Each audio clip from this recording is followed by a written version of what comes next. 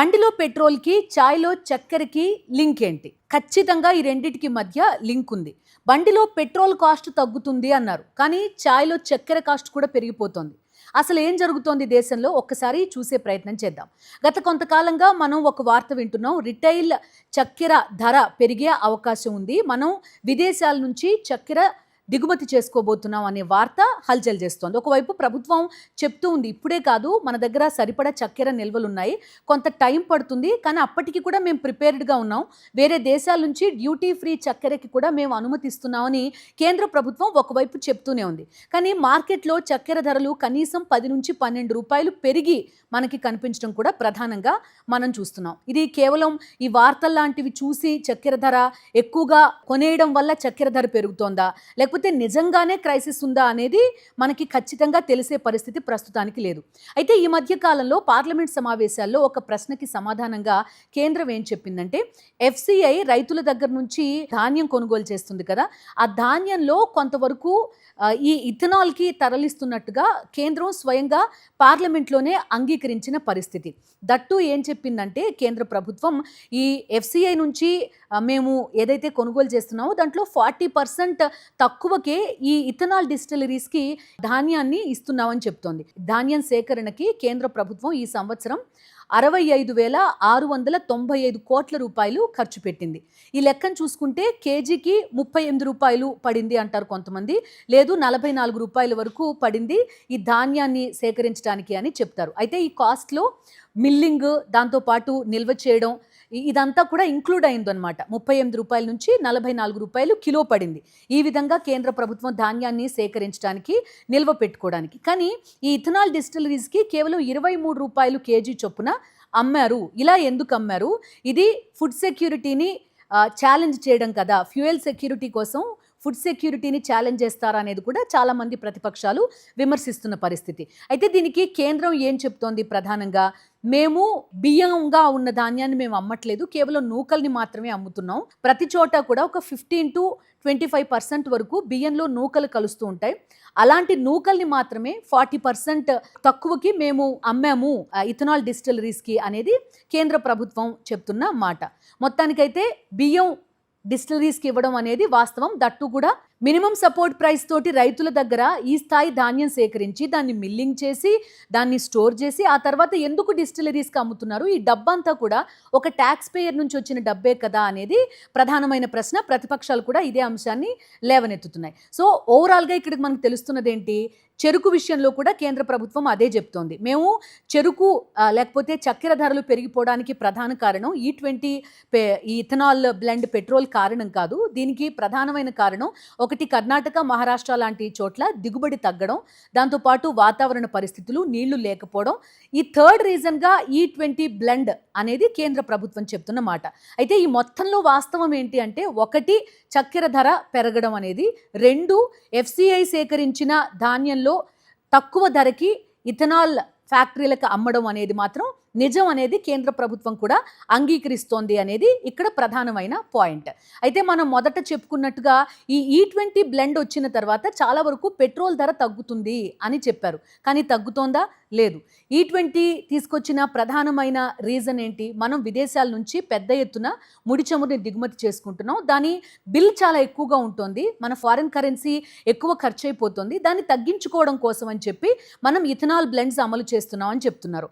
Actually మొదట ఈ10తో మొదలు పెట్టారు, ఆ తర్వాత ఈ20 ప్రస్తుతం ఇథనాల్ బ్లెండ్ నడుస్తోంది. అయితే ఫర్దర్గా దీన్ని కంటిన్యూ చేయాలనుకున్నారు, ఈ25, ఈ30 దగ్గర కూడా తీసుకెళ్లాలనుకున్నారు. కానీ విపరీతమైన వ్యతిరేకత ప్రస్తుతం దేశవ్యాప్తంగా వస్తున్న నేపథ్యంలో ఈ ఈ20 బ్లెండ్నే ప్రస్తుతం కంటిన్యూ చేస్తున్నారు.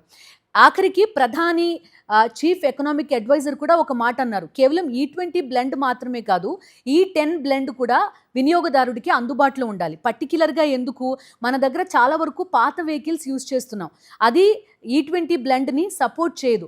80% వెహికల్స్ ఏవైతే మనం వాడుతున్నామో ఈ వెహికల్స్ ఏవి కూడా ఈ20 బ్లెండ్ని సపోర్ట్ చేయవు. దానివల్ల రిపేర్స్ ఎక్కువగా వస్తున్నాయి. కాబట్టి ఈ10 బ్లెండ్ని కూడా అందుబాటులో ఉంచాలి, ధర ఎక్కువైనా ఆ చాయిస్ అనేది వినియోగదారుకు ఉండాలి అనేది చీఫ్ ఎకనామిక్ అడ్వైజర్ కూడా బహిరంగ వేదికలపైనే చెప్తున్న పరిస్థితి. ఈ20 పట్ల వ్యతిరేకత ఏ స్థాయిలో ఉంది అనేది దీన్ని బట్టి మనకి అర్థమవుతోంది. సో ఈ మొత్తం ఈ ఇథనాల్ బ్లెండింగ్ పాలసీ అనేది తీసుకున్న తర్వాత పెద్ద ఎత్తున ఇథనాల్ ఫ్యాక్టరీస్ అనేవి ఏర్పాటైపోయాయి. ఒకసారి లెక్కలు కనుక తీసుకుంటే 2014 సంవత్సరంలో ఉత్పత్తి అయిన ఇథనాల్ ఎంతంటే 721 కోట్ల లీటర్లు. అదే 2026 సంవత్సరానికి వచ్చేసరికి ఏకంగా 2000 కోట్ల లీటర్ల ఉత్పత్తి ఉందట.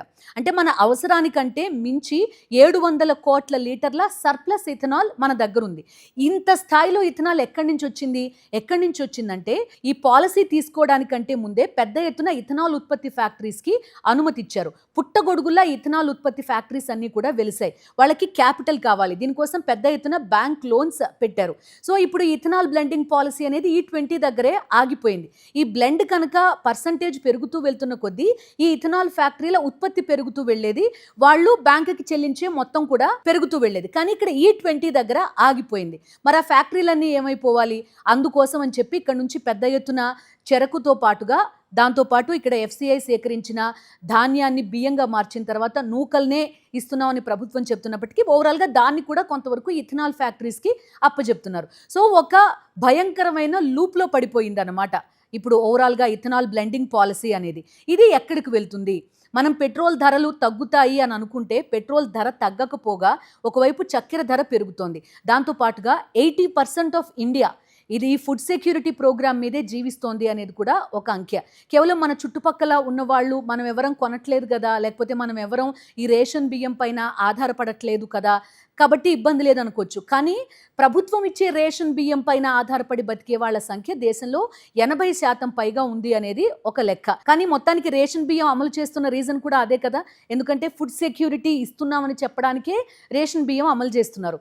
అలాంటిది ఆ బియ్యాన్ని కూడా ఈ ఇథనాల్ ఉత్పత్తికి ఇస్తున్నావు అనేది ప్రభుత్వమే ఖచ్చితంగా ఒప్పుకుంటోంది. సో ఒక పక్క ఇథనాల్ బ్లెండింగ్కి సంబంధించి విపరీతమైన వ్యతిరేకత, వెహికల్స్ పాడైపోతున్నాయి, దానికి తోడు మనకి పెట్రోల్ ధర ఒక పక్క తగ్గట్లేదు. మరి ఫారెన్ కరెన్సీ ఖర్చు పెట్టడం ఏమన్నా ఎంతవరకు తగ్గింది అనేది కూడా ప్రభుత్వం వైపు నుంచి పూర్తి స్థాయి క్లారిటీ లేని పరిస్థితి. ఒకవైపు ఇథనాల్ ఫ్యాక్టరీలు పుట్టగొడుగుల్లా వచ్చాయి. E25 బ్లెండ్కి వెళ్ళాలి అని అంటే కూడా ప్రజల నుంచి విపరీతమైన వ్యతిరేకత వ్యక్తం అవుతున్న పరిస్థితి. E20నే తట్టుకోలేకపోతున్నాం అని చెప్తున్నారు. ఇంకా 25, 30కి ఎప్పుడు వెళ్తారు? సో ఓవరాల్గా ఒక భయంకరమైన లూప్లో అయితే ప్రస్తుతం మనం ఉన్నాం. కాబట్టి ఖచ్చితంగా మన బండిలో పెట్రోల్కి, తాగే ఛాయ్లో చక్కెరకి లింక్ ఉంది.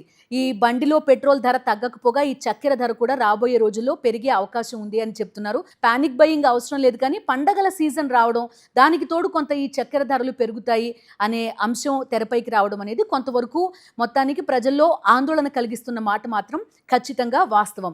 సో E20 బ్లెండ్ నుంచి మాత్రం వెనక్కి తగ్గేది లేదు అంటూ కూడా కేంద్ర ప్రభుత్వం చెప్తోంది.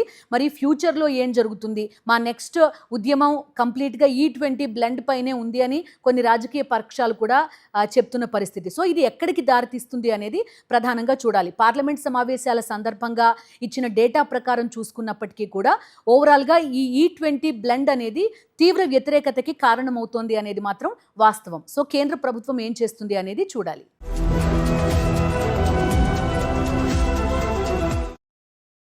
మరిన్ని అప్డేట్స్ కోసం ఛానల్ను సబ్స్క్రైబ్ చేయండి. నోటిఫికేషన్స్ కోసం బెల్ ఐకాన్ పై క్లిక్ చేయండి.